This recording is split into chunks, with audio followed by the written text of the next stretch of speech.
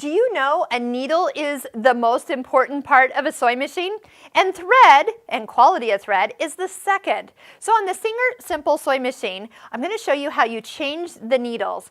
By changing a needle, you get a fresh point. You also need to make sure that the thread you choose matches the needle you're using, and then the needle matches the fabric you're using. It's actually all three hooked together. So if you need to, there is a screwdriver that came with your machine, and you can easily put that in to the screw and give it a little bit of loosen.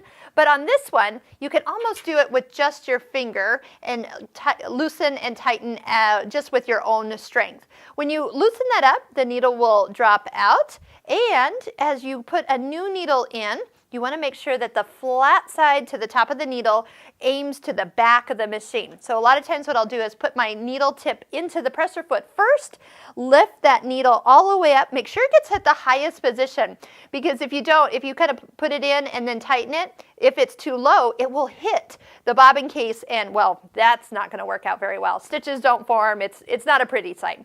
So make sure as you push it all the way up, it gets as high as you can get it, and then tighten this just enough so obviously it doesn't fall out.